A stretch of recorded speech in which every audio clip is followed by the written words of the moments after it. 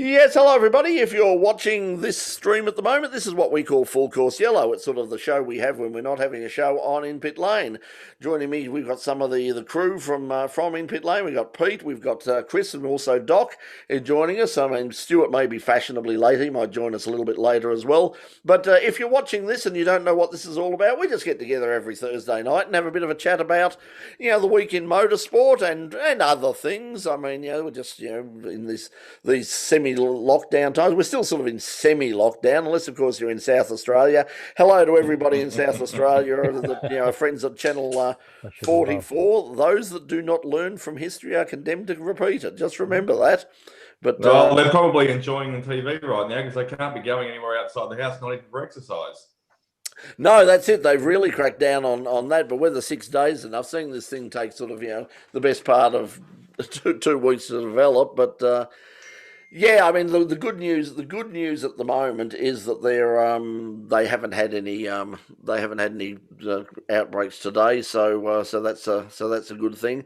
Now remember, if you would like to ask us a question or make a comment about anything we talk about, we've got the live chat is up here on the In Pit Lane YouTube channel. Just say hello. We'll hopefully send you a greeting, and we'll answer your questions or raise your comments with anybody out there at the moment. So anyway, let's talk about what's been happening. There's a few things.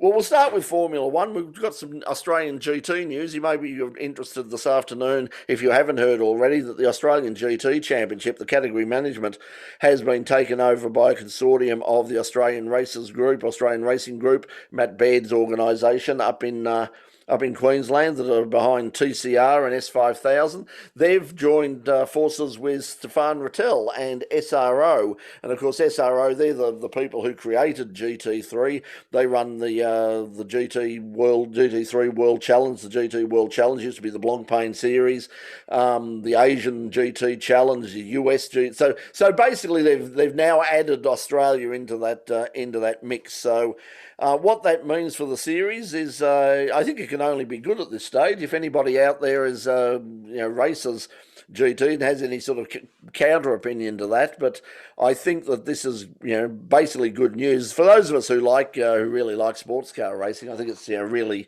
really great news that will hopefully see a closer tie-in with the international scene, and also with particularly what's happening in Asia as well, because they do run the Asian GT Challenge as well, and that's growing considerably.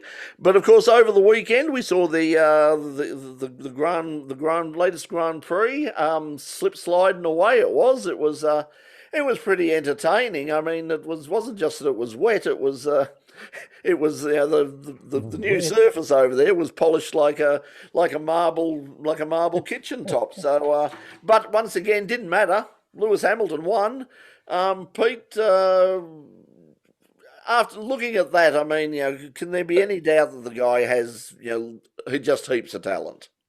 He does, and that was a good win to come from behind. And he all weekend he wasn't doing very well. He was really struggling with the tyres and the balance of the car, and he to come from behind like that was really good. And Lance Stroll on pole, I was watching the warm-up lap and I thought he was going to mess it up, because he sort of streaked ahead in the warm-up lap, and I thought, oh, you're going to be on the grid for a very long time. But he fortunately realised, I think, and right at the end, and then slowed down and bunched them all up. But what I thought was interesting is they can. I wonder whether there would be the ability to bring in some sort of traction control system which they can operate remotely, like the DRS, to stop so much spinning, because they're able to, with the DRS, they didn't have it straight away like they normally do, because it was too wet and they didn't want them going fast, and so they once the track dried out, they enabled the DRS, and I wonder if they can put in the system a traction control system for all the cars, where they enable it on a wet race. They enable it when it's wet, and then disable it when it's drying out. Yeah, it's interesting. I mean, because I suppose because I keep forgetting that, like like in sports car racing in LMP3 and all that, they've got the traction control now. But I think it really is the traction control is your right foot, and that's why I'd like to see it stay that way. It shows the benefit of hopefully with the new regulations coming in, not next year but the year after, that we're going to see some better racing, because they're going to take away, or they're planning to take away, a lot of the downforce. Because they've realised it's it's the thing we've been saying pretty much since the show began. I mean the successful entertaining racing, the formula's simple. It's too much power plus not enough downforce equals good racing, and we saw that again on the weekend, because there were no lap records being set or anything like that, but it was damned entertaining. And Slide away. last year, Sorry, last year in Sorry, Germany, it was wet. It was wet again, and Mercedes struggled in Germany last year when it was wet. So it's interesting. It's not the fact that they struggle. I think it just brings them back to the pack. It just, the conditions are absolutely challenging for everyone, and therefore all the cars are brought together more. And because the Mercedes, the forte of it has been the power plant, the engine. When it comes down to it, I mean, all the teams have got some fantastic aero. I suppose in the parities, there are small parts of the parity on the aero, but when it comes back down to it, they've said for the last couple of years, the opposition teams, it's about the engine. So that's why there's been lots of complaints about the Renaults and the Hondas and bailing out of teams and carrying on, and all these deals, and we don't want your engine anymore. We don't want our engine in your car anymore, and all this sort of jazz. Because the Mercedes have absolutely been trouncing them the last couple of years. So when you've got an engine that can't perform it up to its peak and absolutely wipe them off the thing, it brings it back into the thing, because obviously they can only use a certain amount of power, get the rotation on the track as up. So I think that's probably been the biggest reason why the field comes to them. Yeah, it's going to be interesting. The good thing about next year is we're going to have McLaren will have that power as well, and of course Dan Ricciardo will be there, so that'll be interesting. We saw on the weekend, how the Racing Points obviously did well with that power, and full credit to Lance Stroll. I mean, he did put the thing on pole. I think Sergio Perez. If there was any doubt that Sergio Perez has to have a drive, oh come on! He even said he even said himself he's at his peak. Yeah, I mean he's obviously a great driver, and I don't know what the hesitation would be from Red Bull as to why they don't take him. Whether it's like a thing with Max, whether Max isn't too keen to have a really top flight teammate again with him. He might be happy with Alex. I mean, Albon did well for a while, but yet again, I mean that spin just by himself, Pete. Do you reckon that was the end? Do you think that might have been the spin that's going to cost him his career? Possibly, yeah, because they were. They were sort of down battling for the minor placings in the Constructors' Championship. So, and with Max not doing so well, Albon didn't have the ability to sort of ride shotgun. So. And that's been the complaint that particularly Helmut Marko has made, isn't it? The fact that it's like we don't expect him to win. We don't necessarily expect him to beat Max. What we expect him to do is to, as you say, ride shotgun and keep and keep other people and take points off of his main competitors. And that's what he's not doing, especially when he goes off and spins. Okay, difficult conditions, but he did spin off all by himself. Yeah. But you were going to say something? No, I was figuring out. Well, I was hearing two of Peter because I just opened the YouTube to see if we were streaming, and there was Peter still talking, and it just didn't clue that it was. Yeah, it sounded like one was talking over the other, and a big good evening to Stuart, everyone. Thanks for joining us. Fashionably. I must admit, I woke up this morning and they took the medication and did all the thing to get ready. I flicked on my Apple TV to see what was on YouTube overnight, and the first thing that popped up was a thumbnail of his nibs down the bottom there as being for office hours. It was like I don't need that first thing in the morning.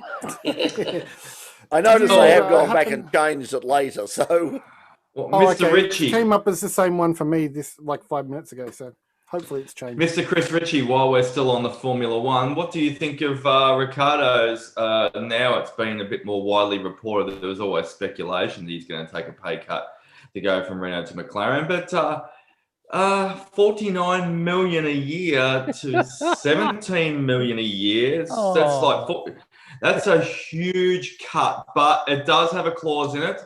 He will get bonuses when he gets points. So $49 million a year. No wonder Renault are dirty with him. You have left us for $49 million a year to go to a team for $17 million a year. Take that. Yeah, well, he just likes to be on the winner's podium, I suppose. I think that's it. I think Renault said today that they were concerned,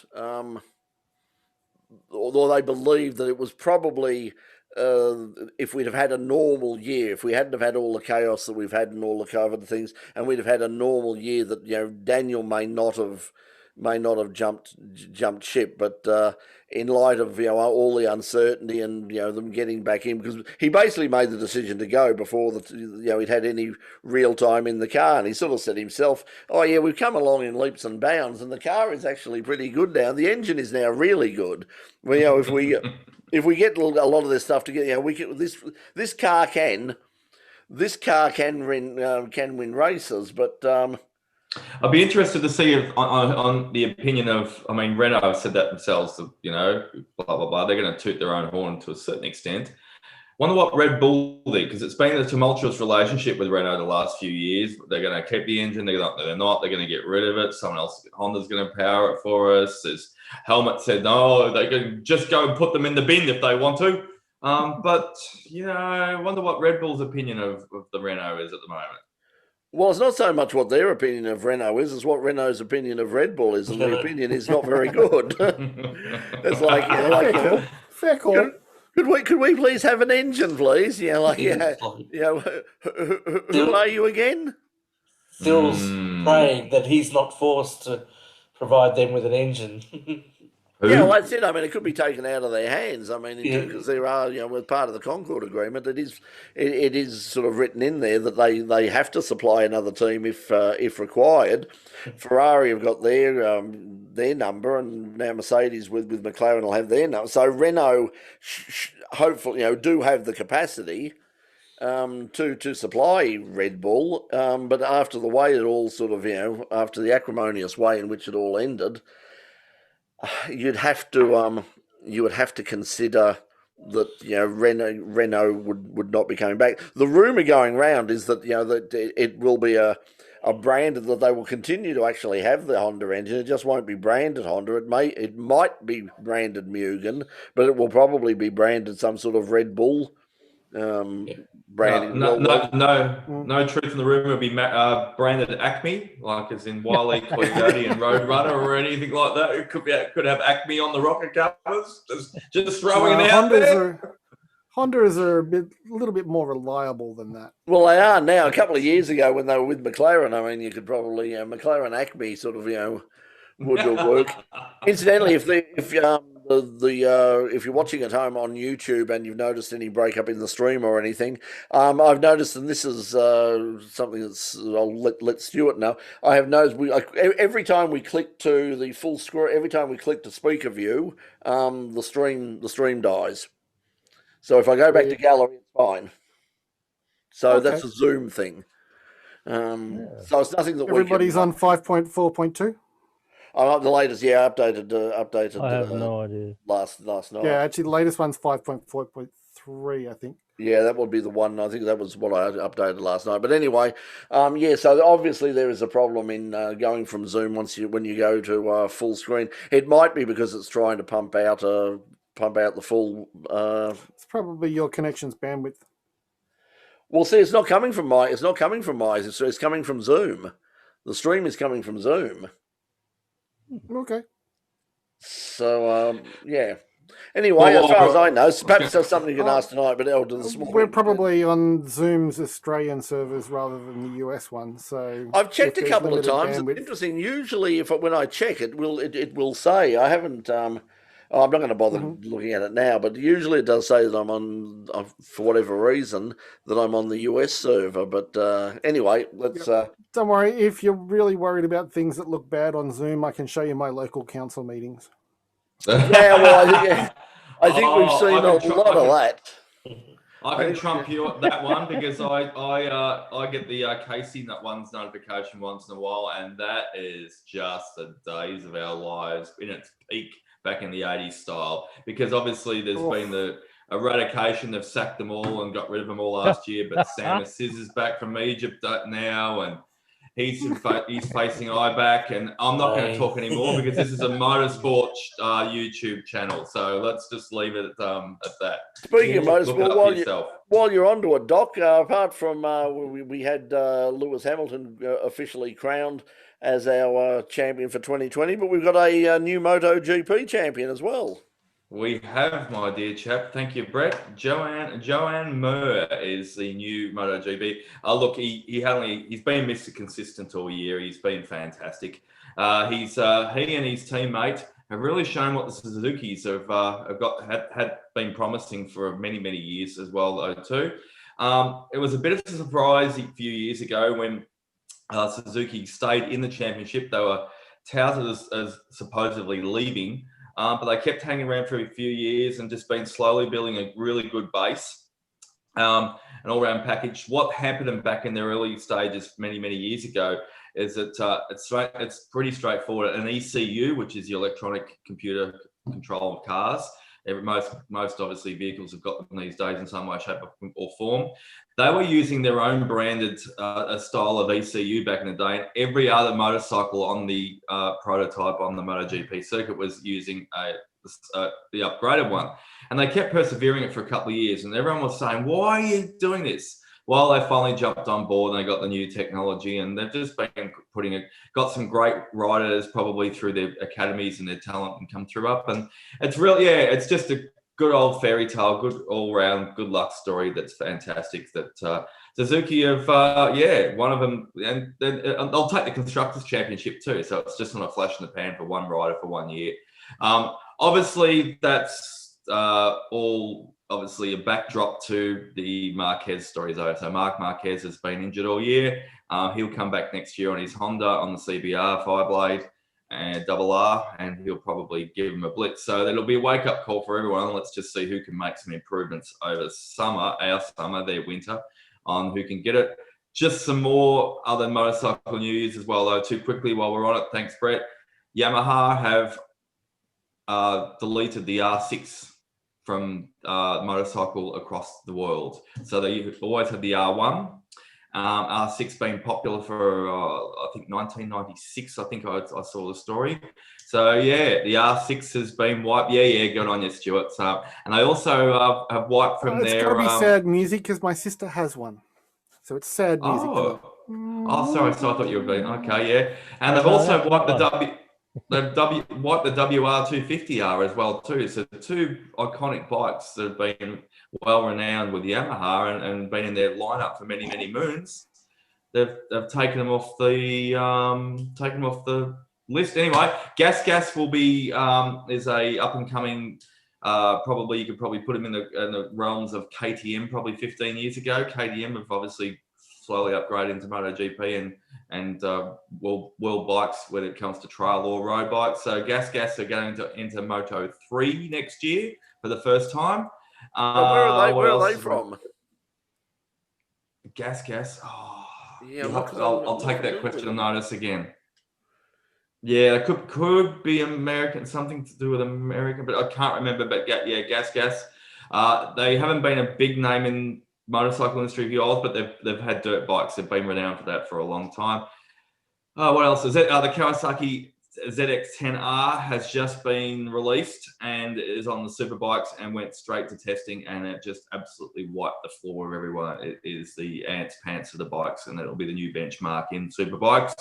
And of course, that means just like the old days when you bought a car from the dealer, you go, well, you can go buy ZX10R just like in superbikes, and you probably get very similar to performance. So that is the thing about superbikes, isn't it? I mean, that it's the closest thing to what we used to have in terms of series production or improved production racing. As you say, the difference between what they're racing and what you can go buy from your local dealer isn't radically different. I mean, obviously they're heavily modified, but the basics of it is pretty much the same. Yeah, they've obviously got the race tyres on them. They can change the brakes. Not much on the aerodynamics, Brett. You're right there. You're pretty much going to get that, and probably the if you get an aftermarket can or a muffler, as it's called properly, put an aftermarket muffler on it, you're not going to get much dissimilar to actually what they race around the track. You just, they just change the setup, change a few springs, change a few brakes, so that's good. What was the other thing? There was something else.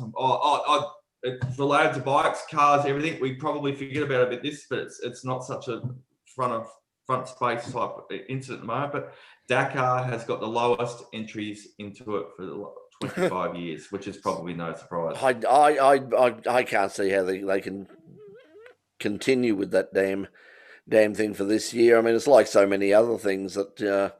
They're still making plans. I mean, obviously everyone's got their fingers crossed and hoping that the vaccine is out. But even as someone said today, there was one of the guys from the medical guys from one of Fauci's colleagues in America said even if any of these vaccines that are testing so well at the moment, even if they got approval for distribution and everything, they got the total go-ahead within the next 2 to 3 weeks. It is still going to be well into the end of next year and probably sometime around the middle of 2022 before there's going to be such wide coverage of this thing that they can just basically say, okay, everything's back to normal again. Well, still on sport, the Australian Open, which is a tennis. I'm not talking about the golf version. They're thinking about pushing that back early next year for Australia, the first of the 4 Grand Slams around the world, because of obviously quarantine issues, because there won't be a vaccine in time for it. Well, the interesting thing was, though, the other problem is, as they said, it takes out of, because of the problems crossing the border, and now we've got the situation in South Australia, is that all of the lead-up tournaments that they have, like, the Hobart, the Adelaide Classic, and all of those, the Sydney Open, all of those things that they used to, all of those warm-up events, the Kooyong Classic, all the rest of it, probably can't happen now. So they were talking about, the possibility of having everything in Victoria. Around Victoria. So you could have you could pop down to the Wangaratta Open and see, Djokovic and or Serena. How do you think Serena Williams and her entourage would cope with a week at Wangaratta or Benalla? But no, send them to Horsham on the traditional grass courts up there. They've still got their full range up there. They love it up there. And look, and then if she really wanted to, if she won the Horsham Open up there, she could go down for a dip in the river down there, just like they do, or a Chuka. At Chuka, they can go down for a dip like they do in the Yarra when they win the tournament. Jump in the Murray or something. Yeah, that would be that would be good. Yeah, it's going to be good. Oh, well, this is related as well, though, too. I did see some good news for Era Motorsport. They're going to jump on board again and put their Gibson Orica 07 in the Daytona Rolex 24-hour as well, too. So hopefully that opens, if one team does it, everyone else goes, well, I think that's, if they've got, and they're going to get their car again, they're going to get the old Gibson out, and they're going to enter it. Why not? Let's pull that old dust bucket out as well, though. Too go on, throw a bit of bloody water and a bit of bucket over, wash over it.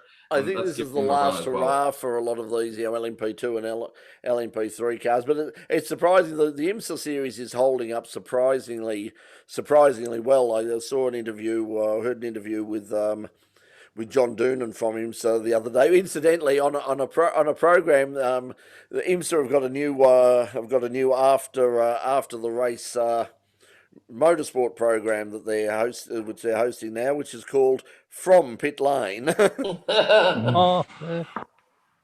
I don't know whether we'll get the lawyers after. They'll probably won't do us much good anyway. So, but anyway, it looks like obviously in pit lane. No, there's actually one of those from pit lane. Yeah, we'll lose that one.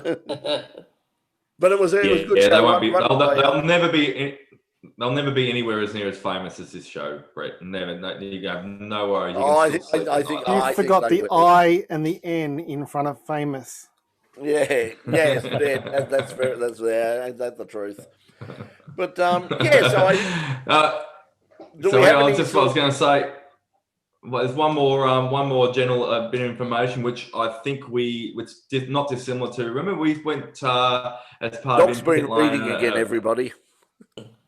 Yeah, well, this one popped up actually. We went down to the pub at Fountain Gate there.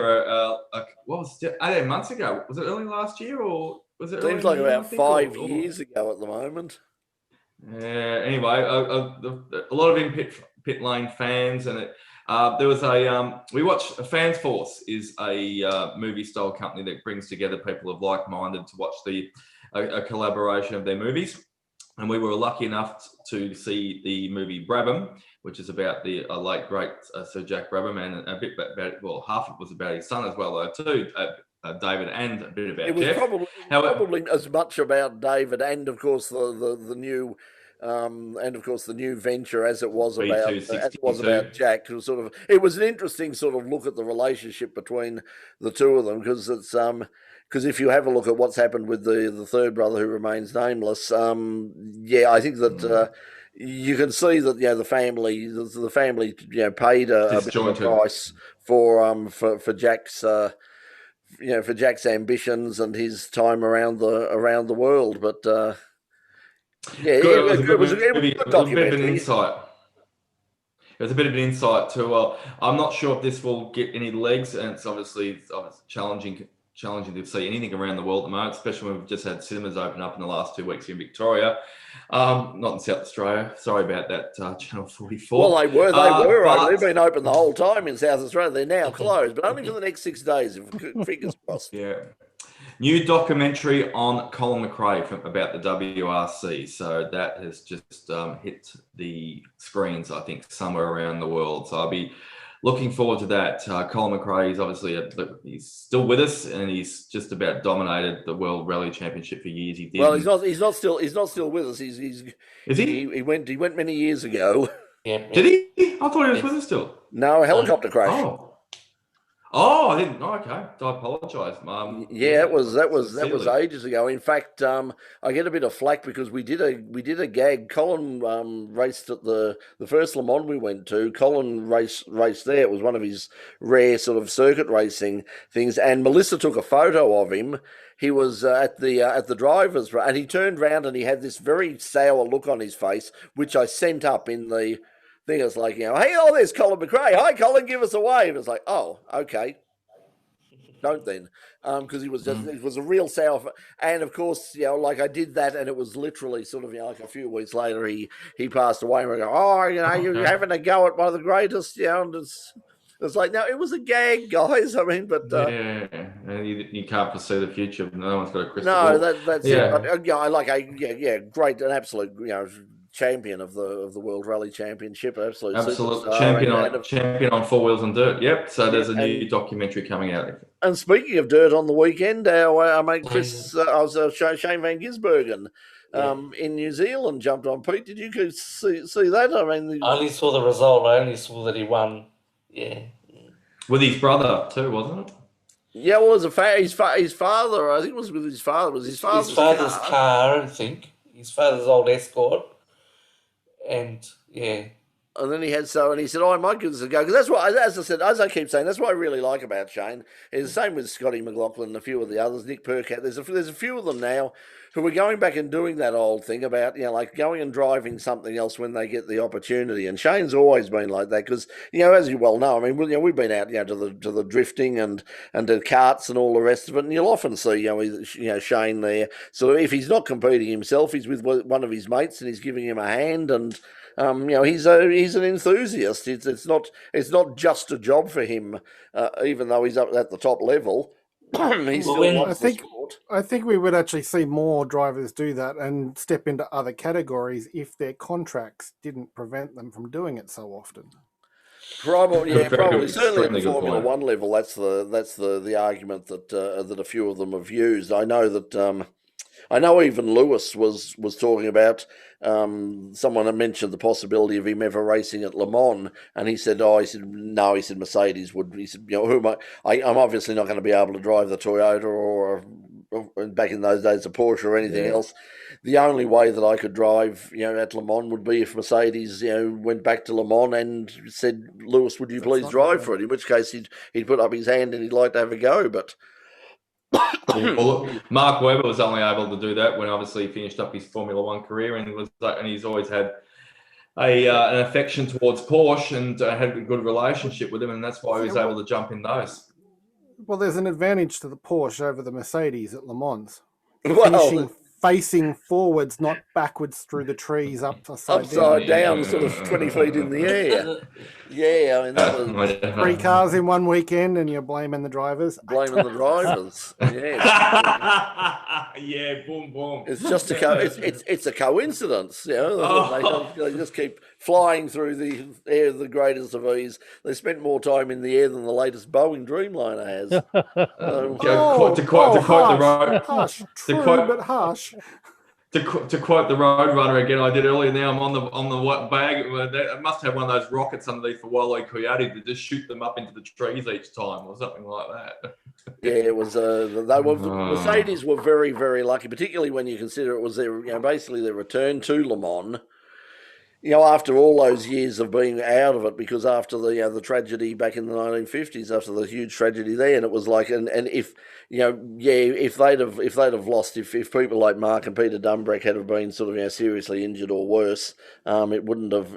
I really think if it had have turned out, just thinking about it, if it had have turned out badly rather than sort of as it did, I don't know whether we'd actually be seeing Mercedes in Formula One today. Because it might have just spooked the management completely. Well, Mercedes have always engineered cars that pass crash tests rather well, so I suppose roll cages. Well, they did with this, ABS. yeah. I mean, that was Well, it. They got out of it very lucky, very lucky. Okay, so that's there. Anybody else got anything else? Yeah, a little bit of TCR, a little bit of supercars that popped up yes. in last week as well, though. Too the TCR, Honda obviously signed up Mr. Tony Talbot. Yeah, they're going to they're going to roll their contract over a year. In other words, so Tony D'Alberto, who is still a co-driver in supercars, and he's going to run the Honda Civic Type R, which are a great little car, always have been. Got a great base from many music. Michael Caruso is also the same. He's at GRM, and they're going to continue their campaign in the TCR, and that relates to obviously what you were saying earlier. We're looking for what Matt Braid and everyone else can do at ARG, so that'll be good, especially with the with the announcement today. When you have a look, they're in an enormously powerful position now, and I think Supercars as an events company will be looking over their shoulder a bit, because in terms of things like they've obviously lost the Adelaide 500 at this stage, and of course the Labor Party, the opposition, have said that if they get back in, they will try and bring it back, and now they've got a memorandum of understanding that they will, with Supercars, they will do that. But if anybody else was looking, like if any another city somewhere in Australia was perhaps looking at having I've missed something there. What's they that? want to take the race back to Adelaide after it had been announced that it's gone to the Bend. It's the opposition party. Yeah, that's the opposition. Labor have said if they win the next election, they will bring the Adelaide 500 So they back. know that it will cost them more to run it in the city than what it will. Okay, so they're willing to But waste the taxpayers' money the point is in a year where we don't have enough money to cover the bills anyway. Yeah, They want the votes. What they votes. want, it's like the Grand Prix. What they want is they know that the Adelaide race brings in big crowds. I mean, they sort of said, crowds were down this year. It was still over 100,000 over 3 days. It's still not a small crowd. They will never get anything like that out at the Bend, and especially in Adelaide, because Adelaide has this really strange thing, which I struck there the first time I went there years ago, and apparently it's still a thing talking to people over there, and that is they have this exaggerated view of how far things are away. Because I remember, like, when I was there and I said, I want to go up to Birdville to the motor museum. I went, it's miles away. Well, where about? It's miles away, mate. I drive for hours now. And I went, okay, I won't bother. I went and had, when I got back home, I had a look at the map, and it was about, sort of the distance from Melbourne to here, to Hampton Park. It was like, but if it's not right in the sort of, the metropolitan area, because there's so little between that area, and they just have this idea that, and someone called it who lives in Adelaide, called it the 20-minute rule. If you can't get there in 20 minutes, you don't go. I've heard it the same described as back in the 90s. If it was off of your own Melways page, it was too far. Yes, I've heard that one before. And it must be the distance between churches over there. So if they can't go from one church to the other church within 20 minutes, it's obviously it's against their religion. It's a lovely compact, because I mean, I've the only city that I haven't spent time in, any considerable time in, is Perth, and also Darwin. They're the two cities I've never spent any time in. But I spent a lot of time in Sydney, not so much in Hobart, but I've also spent a bit of time back and forth over the years in Adelaide, and Stuart, for the last few times, has been with me when we've been doing the drags over there. But if I had to live anywhere other than Melbourne in Australia, I would choose Adelaide. I think Adelaide is a very, very livable place, especially if you are within that sort of area. You can still find places that are within 20 minutes of the central business district that in Victoria, that in Melbourne, you'd be looking at close to over $1 million or close to $1 million to buy that, and you can get them in. You can get these places in Adelaide for $400,000 or $500,000. The prices are going up, but it's a very. I would only have one problem living in Adelaide, Brett. What's that? I would get speeding fines every day on that damn freeway. And also it is a beautiful run where it's like a hill climb up out of Adelaide, and then it's up and down, and it's beautiful, and it leans itself towards a sports car and high speed. And it's great. It's great drive. What's that? Sorry, go, Brett. No, what's great is driving in there for night time. If you get If you get there, you come over those hills and you go and you look out and you see all of the lights over Adelaide. It's a spectacular view. Yeah. And the other thing is, if you're actually in the city, and you've got those damn narrow streets as well, though, too, that you're stuck in around there, and then you finally get out to that beautiful fresh air and the highway and the mountains that you've all both been talking about, it makes it even more challenging not to touch the wow pedal. I agree with you both. The narrow streets over there, they drive. Yeah, some of those streets are pretty narrow. I'd actually be a little worried about driving the new car through them because it's wide. Yeah, have a spare mirror, a few spare mirrors in the back. The last thing as well, though, too, I'll open the floor to this one as well. I was thinking about in the last couple of days because the Brad Jones Racing wreck has been fulfilled by his BJR has been fulfilled by his own blood. So that leaves Tim Blanchard's obviously picking up Phil Mundy's wreck as well. So, doors are opening and closing again. Who goes where? And, of course, that's no option for Fab Coulthard to go to Brad Jones, with Macaulay being signed on as well now too. Any thoughts, anyone? The word is Tim Slade is going to Blanchard. For the cool drive, the single car? Yeah. Yeah, that's sort of what I've heard. So you would think that would be Tim Sladen and at Blanchard. Still, everybody's saying that Rick Kelly at Dave Reynolds at Kelly Brothers Racing in the Mustang. So, and then Brody Kostecki and Will Brown at Erebus. I've lost the thing. I don't know whether you guys remember, but there's a rumor going around about sort of like a one of them bringing a replacement sponsor on board as well for Penrite if Penrite pull the plug and end up over at Kelly Brothers. Dr. Kelly Brothers, okay, yeah. If Reynolds goes there, well, that's the thing though.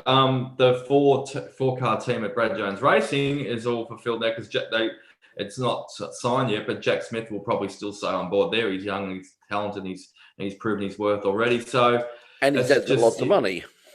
Yeah, and that always helps when the checkbook comes out, metaphorically.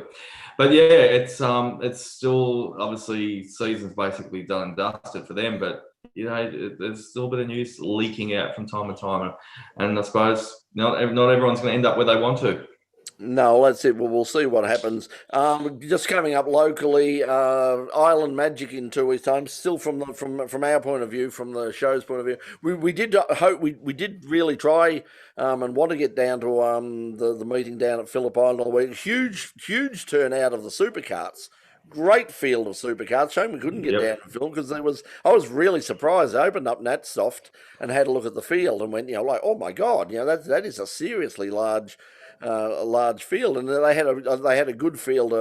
I think they sort of limited the numbers that could race the Excels, but obviously Island Magic coming up at the end of the month, a traditional event over many years. It'll be somewhat different, as we say every year, sort of, schoolies for petrol heads, but it won't be quite like that this year. Well, perhaps the party atmosphere is going to be, sort of wound back several notches because they're going to be very limited in the number of people who can go down there. And as I said, at this stage, we couldn't find out whether we could go down or not. There were media down there. In fact, our own Christian Smith was down there taking photographs, still photographs. So we probably, so hopefully, fingers crossed, we might be able to get down to Phillip Island for at least one of the days for Island Magic, take some cameras down and get some cars going around in circles again.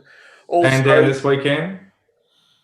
No, at this stage, no, for a whole bunch of reasons. But until we get the official go-ahead, it's the same with the Sandown meeting in December as well. Spoke to Motorsport Australia, who said that basically at this stage, the answer is possibly, but that's about as far as they will commit to. And some other things too, which we'll talk about off air, possibly with Stuart, because there were a few things that came up that we were looking at doing that we probably won't be able to do now. But also drag racing, just waiting to see what happens from a local point of view in terms of Calder Park and, of course, Adelaide.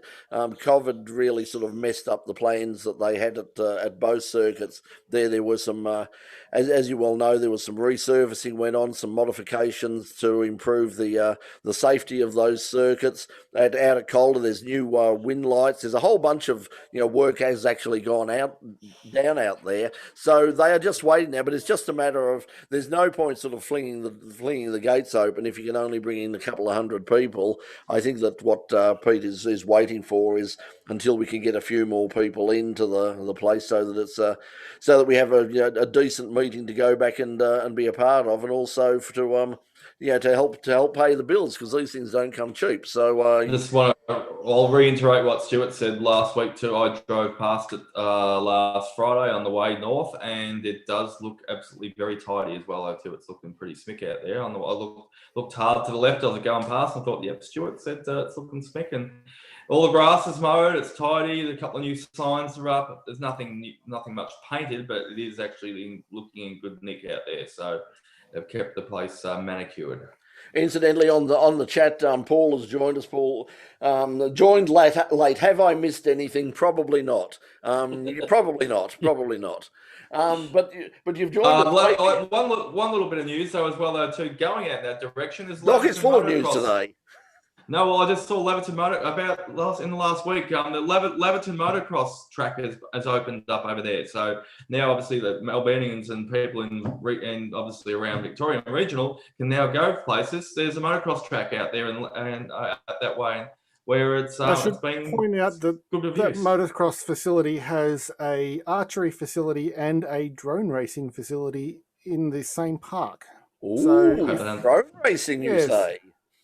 Yes. My brother is actually a club member there. So it's like, plenty of potential. Whether we want to be chasing the motorbikes with the drones or chasing them with the arrows, different matter. Or jumping the motorbikes trying to hit the drones. I would just think the archers will be going, hey, look, 2 sets of mobile targets. Which will I aim at first? It's like, well, even over at Sandown. I mean, Sandown is just across from a gun range, and Clayton, the Oakley Go-Kart Club, is right next to a gun range as well, because you're sitting there all right and bang, bang, bang, bang, bang. It sounds like you're in a war zone. But I just thought that's just two-step for the drag racing. It would just be two-step for the drag racing.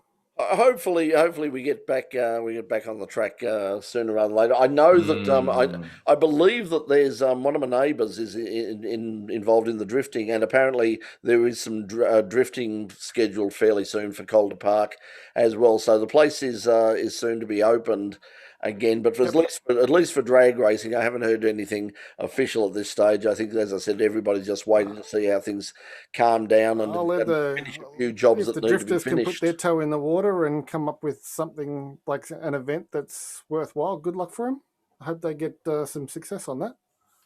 Yeah, well, it's they've certainly got the numbers. I mean, it was one of those categories that like people are really, really keen for, and that they're going to. It's like drag racing. You're not going to have people. If you build it, they will come. If you build a drag strip somewhere and say, "Hey, we're going to run some drag racing," if it's accessible and if it's affordable, people are going to turn up, and they're certainly going to turn up. How many of those are the protesters and the local councillors who want a handout? It doesn't. Well, this doesn't fit the 20-minute rule. I know, because luckily we're not South Australians right now. But when they're doing the upgrades at Heathcote Park, I think that's supposed to include better drifting as well, though, too. So Cool. that's outside the 20-minute rule, though. So maybe we. Sorry, South Australians. Well, that doesn't apply to Melbourne. I mean, let's face it. That's a strange thing. I mean, it's funny. I mean, how everything is relative. I remember it was the same at Le Mans with the woman who was running the media centre at Le Mans ended up sleeping in our rental car because she didn't want to drive all the way back to a particular town. I said, "How far away is it?" And she said, "It is almost 25 minutes." And I told her at the time, because I wasn't long out of working at Melbourne Uni, I said, "Well, I commute 90 minutes each way every day." And she went, No, she wouldn't believe it. No, that's. Well, you must be crazy. The best two places I stayed at early this year when I went to Asia Le Mans at the Bend. I stayed at Meningie, which is 35 minutes away, and it was a beautiful town, a lovely drive of a morning. And also at Bathurst, I was just up the road as well, though, too, at Blaney, and I didn't mind being 25, 30 minutes away.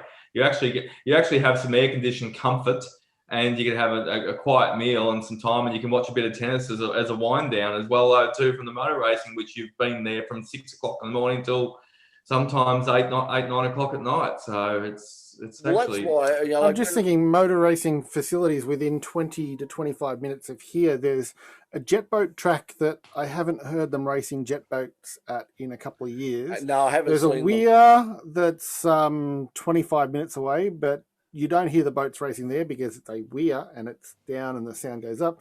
And Calder Park is probably just outside the 25 minutes by the route that we've got to go. So yeah, from Melbourne. Well, I'm probably within 25 minutes of Sandown. That would be it. But everything else is is at least Calder's probably the next closest, which is just with a good run is just under an hour, and then just probably about an hour and a quarter or so to get to Phillip Island. Yeah. And of course, Winton is across several time zones to get up there.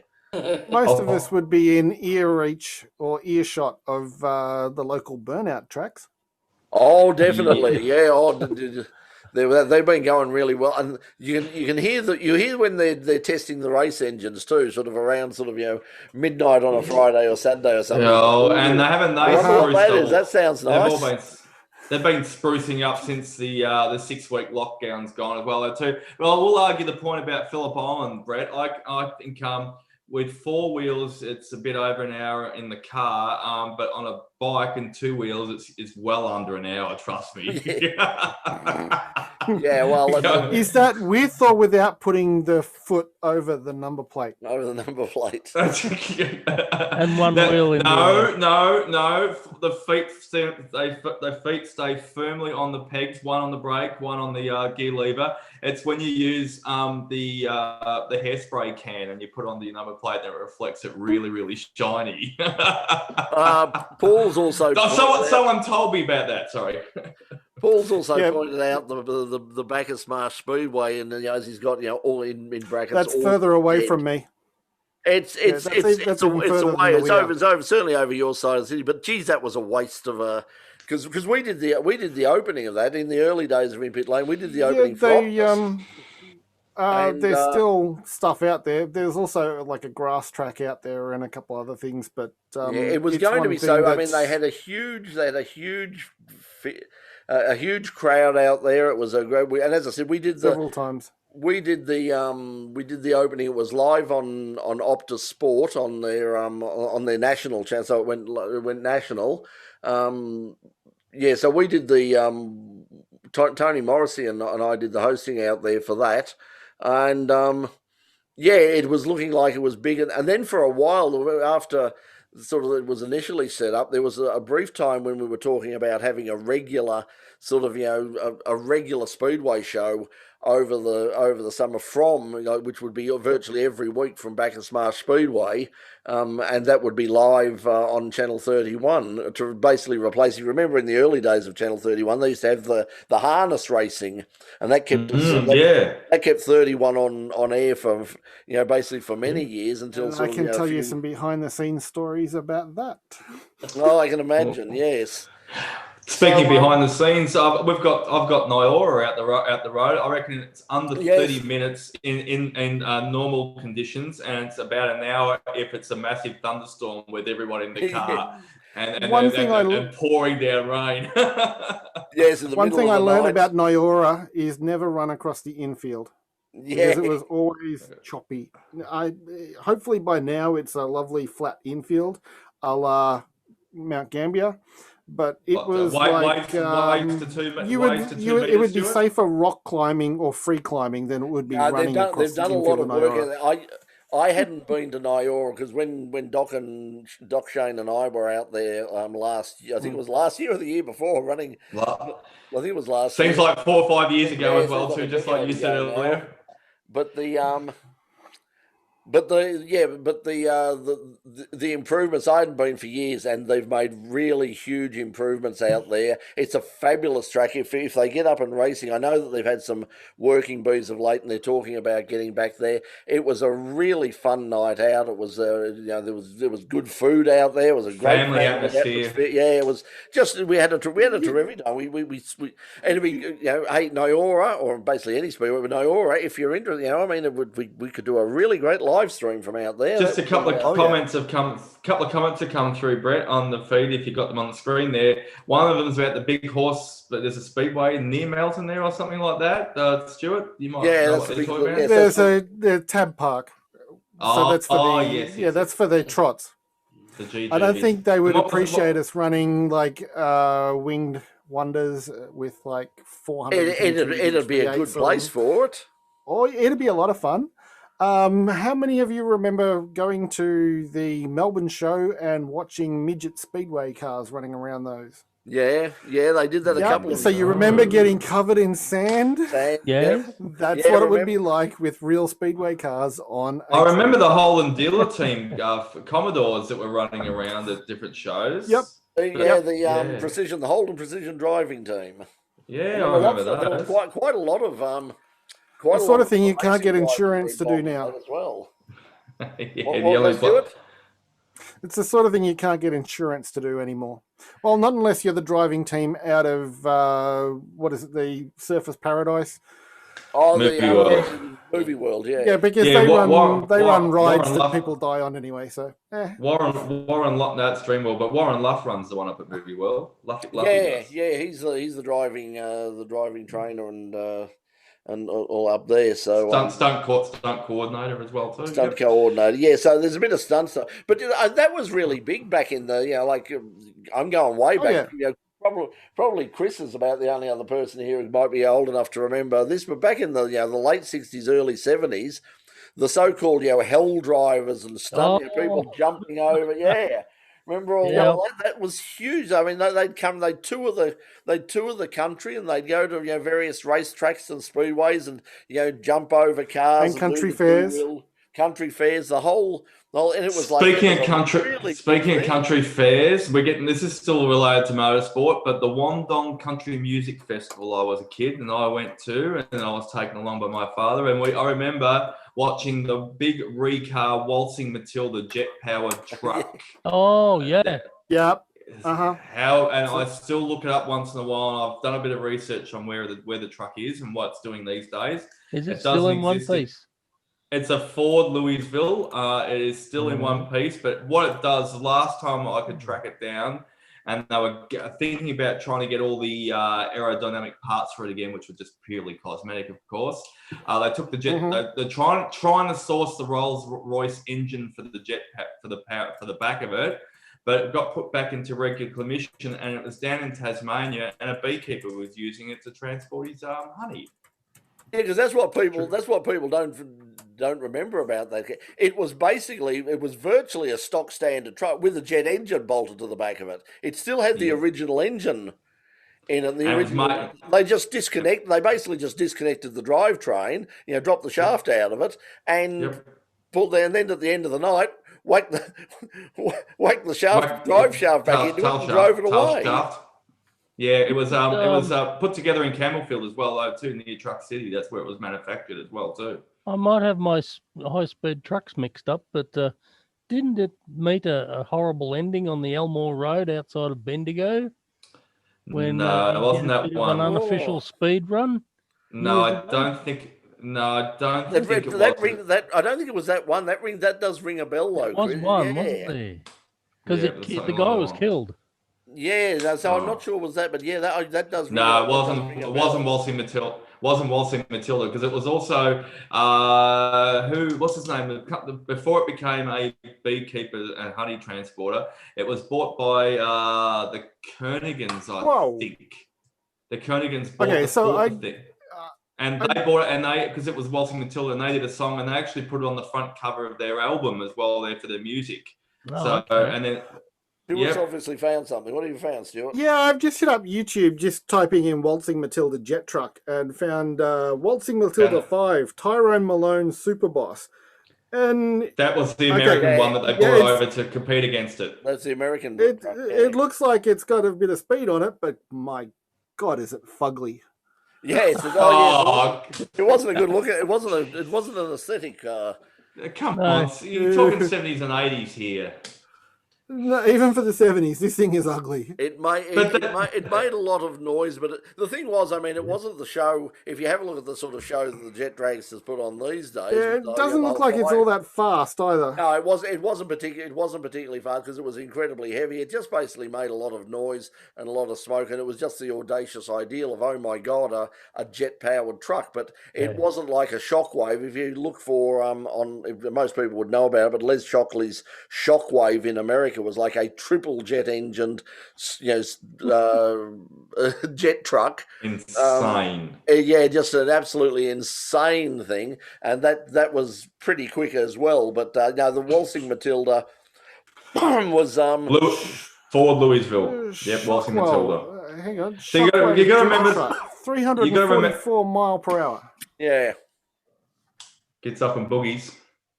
Yeah, it was a seriously quick car, or truck. So that was it. I mean, the people could talk about sort of a lot of people, hardcore drag racing people, look down their nose at the so-called circus acts like jet dragsters and wheel standers and all of those sorts of things, and V8 powered bikes and Chev powered V8 bikes and all the rest of it. And they're not particularly keen on them because they're circus acts, they're freak shows. But they're going to be upset about the EV dragsters then, aren't they?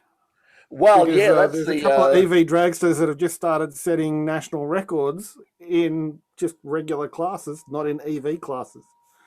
Yeah, well, that's going to be the next thing. Speaking of EV, have you seen the footage of the EDTM, the new all electric DTM car? They're going to run a series for them, and they have and watch this thing doing a very spectacular burnout from all four wheels. That I have to look up. So yeah, it was only released yesterday. I don't know whether it's even on YouTube. It might, DTM. Yeah, Paul's also saying, remember, in terms of racing trucks, the Bandag Bullet, in terms of the burnouts and the big turbo, that was much faster than the Waltzing Matilda. The Bandag Bullet. Not sure what happened to that. I think that may be in the process of either it's still around or is being restored or something. But yeah, that was an insane piece of certainly not environmentally friendly, that's for sure. These things aren't meant to be environmentally friendly. They're meant to be recreational. Yeah, well, that's it. I think that's one of the things that I really hope that the FIA and all of the powers that say they be will sort of realise that this is entertainment, this is show business, this is spectacle. Yeah. Yes, of course it's important. Like I heard someone say, because the Boris Johnson has announced that they've brought forward the ban on internal combustion engines to 2030 now, which is going to change things. And they're already, the FIA are saying, after this set of regulations for Formula One, the next set of regulations, the cars will be it'll be like the other way around. It'll be most of the power will come from the electric engine, and there will be a smaller, perhaps even 1 litre or smaller internal combustion engine. Just to is there any statement on? Is there any statement on how many years away they're going to be carbon there it neutral? is. For just out of curiosity.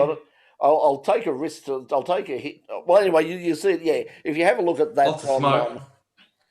on Hang on, YouTube. give me 2 seconds. Let me figure out where the heck Anyway, while you're figuring that stuff out, we will Stuart, go full screen. Hang on, Stuart's going full screen, and I'll go full screen here.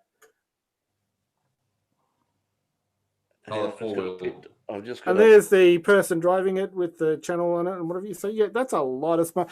That's Lygon Street level smoke. Okay. Yeah, that was. The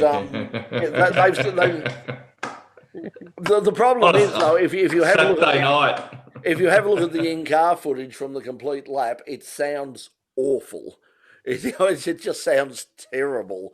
There's nothing you can do to make these things sound good. It's just this high-pitched whine, and if you went along and there was a field of 30 of them, you'd definitely have the earplugs in and have some music going in or something to cover the noise, because they just sound horrible. Anyone know when you could just have spoked wheels and put the cards in them, like what we did on the push bikes. Yes. Yeah, I think that's probably the only way to go. Hey, listen, I think we might call it a day there, guys, because we're up to we've killed the hour, and we don't want to sort of stretch on. We've all got other things to do with our lives. Pete, what are you doing with your life over the? We got no Formula One or anything this weekend. I don't think, have we? Really? So, yeah. I'm sure. Oh, hang on. What? No, something. Oh, I tell you what is. Yes, I'll tell you what is. I don't know at this stage. I haven't had a response from them.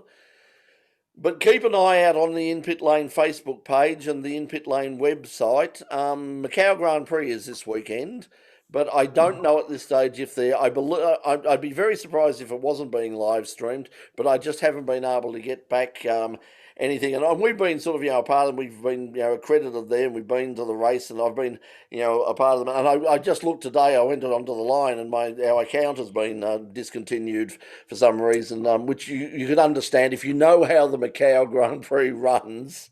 You would understand that things go wrong regularly. It is the most chaotic race meeting that you will go to. Lots of fun, but utter chaos. And it's like having the Australian Grand Prix run by the Mulgrave Primary School Mothers Club.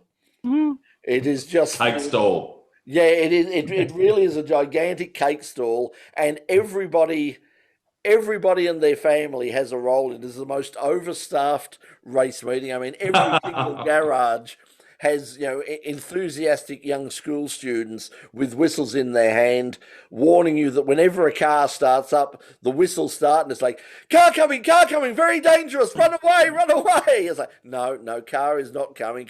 No, run away, run away, run away. Car runs out right, of don't fuel, they're panic. still whistling. Car is fine. Car runs out of fuel, it's still whistling. Imagine what it would have been like when that car flew through the air. Yes, that would have been a lot of whistles. Yeah. Most of them coming off the wings, the under tray, the engine, the exhaust tips. There would have been a lot of broken whistles. By the way, Paul's found the details of that trial. Yes, speed trials were held on a blocked off 6-kilometre section of the Rosedale-Langford Road. The accident, 1980. The vehicle, twin Rolls-Royce jet engines, Puff the Magic Dragger truck. That was the one. That's what it was. That was the one that unfortunately crashed. So thanks, Paul. Thanks for that. Yeah. So anyway, listen. And by the way, feel free to join us on the panel, and you can chat about these things. Get your mug on. We're sitting here embarrassing ourselves. The only thing for Puff the Magic Dragon that I find is a C-130 with cannons out the side. Well, there you go. But or an AC-1 or AC-47, which is there's a lot of other stuff. There's a lot of other stuff it pertains to, but we won't go there tonight. Yeah, I think my mind is going. It's funny how things have changed. I was watching some wrestling this afternoon, and they had a gag in the wrestling about everybody smoking dope and being there, and it was something like a couple of years ago, or even 1 year ago, it would have been like, oh, we can't put anything in promoting that, and now it's legal basically everywhere in America now. Yeah.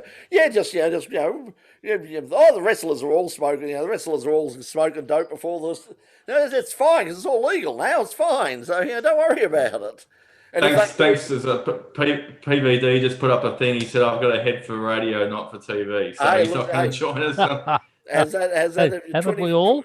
25 years on television. Look at this face. Oh, there you go. I've actually got one. Ladies and gentlemen who might be watching. This is why we make sure the lighting is bad on some people, so that you don't have to see them.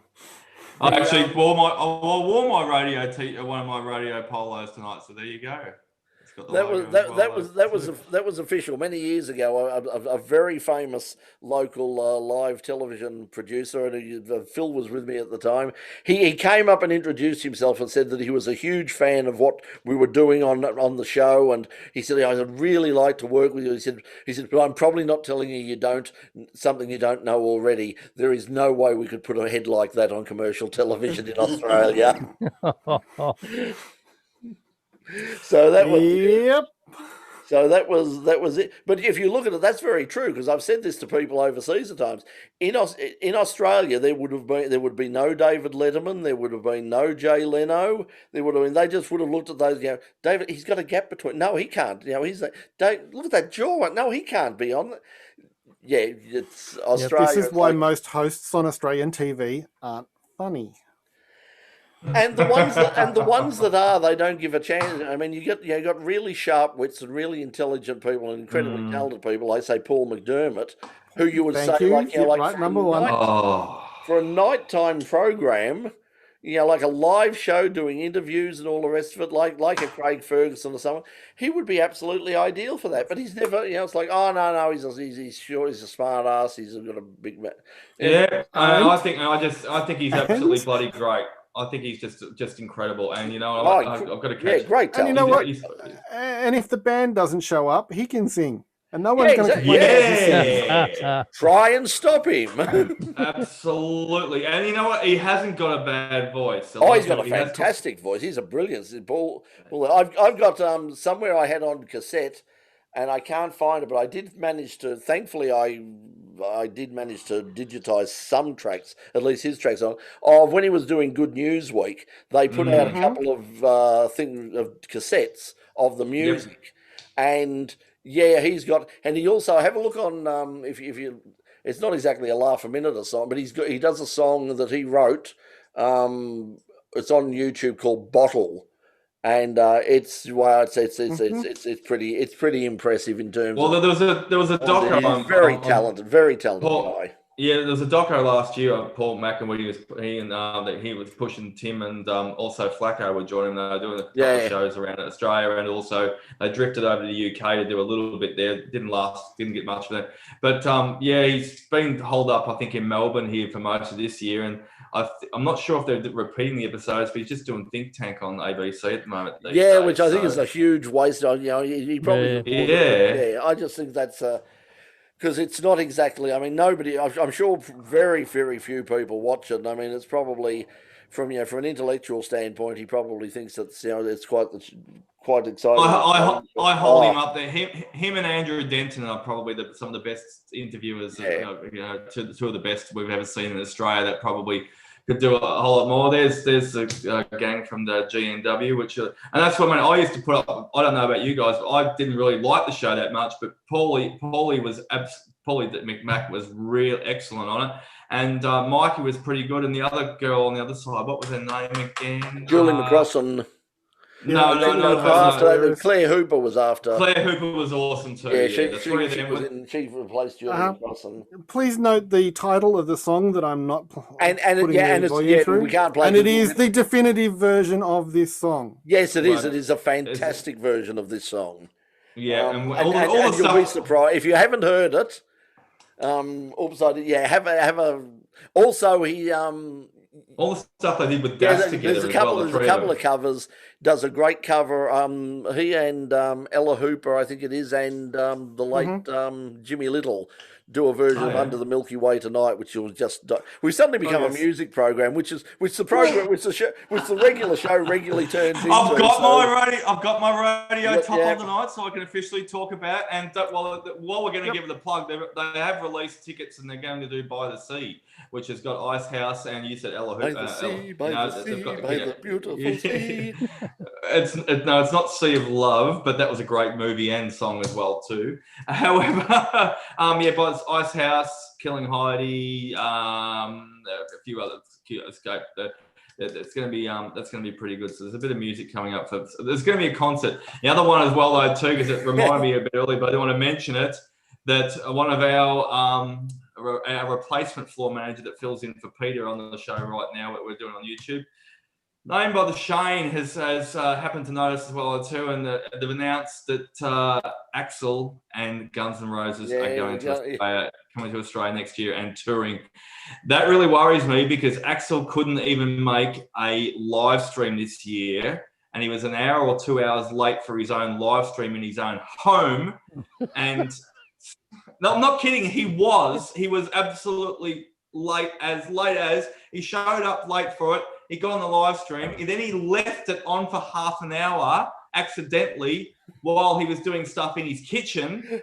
So he could Slash literally said, "I want to kill him." If we weren't in America and there was a risk of me getting COVID between my place and his place, I would go and kill him, because I even went through setting him up on how to do his live stream to be on time. I think I set five alarms for him, 5 alarms to make sure that he would get on, and he was still late.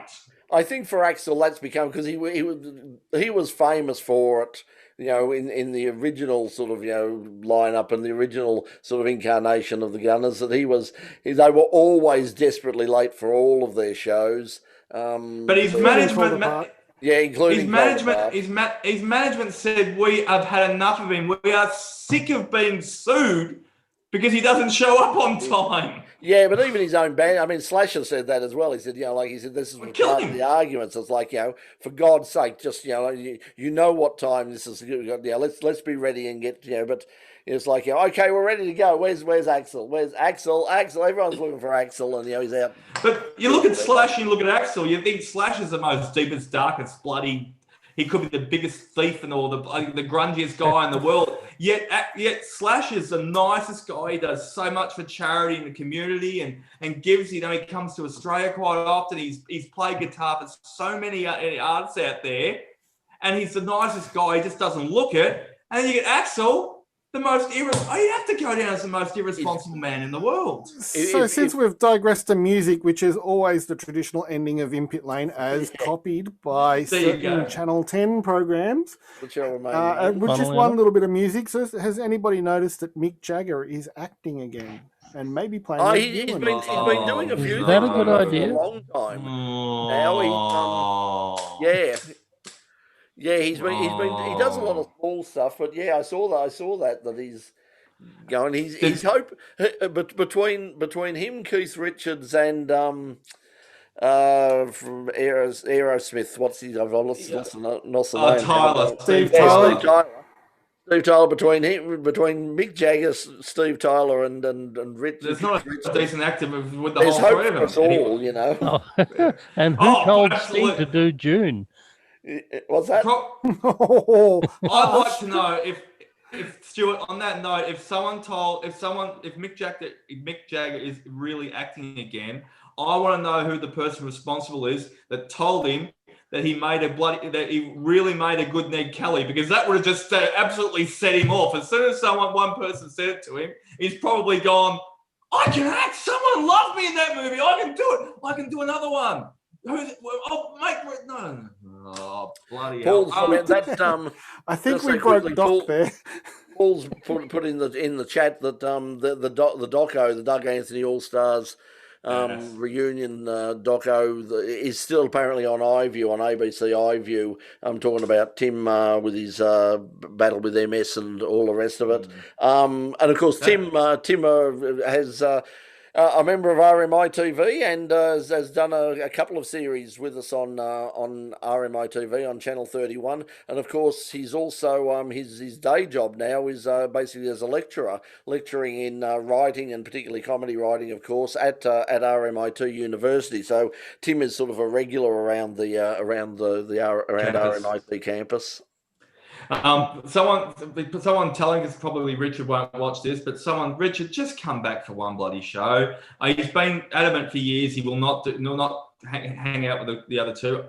Richard says he's just happy doing his ABC radio, but Richard, just get together just for one show and have a bit of fun. It'd be nice to do just one last one. I mean, because I don't play a bit of guitar for him.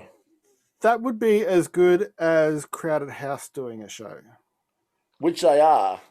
Oh, he was saying apparently the doco was repeated last night on ABC at midnight. There's a lot of music stuff being repeated at the moment on ABC. If you go onto iView and search under music, there's a lot of stuff. But so Crowded House have got a new new single. Stuart, who's going to play drum? Who's going to play drums for Crowded House then?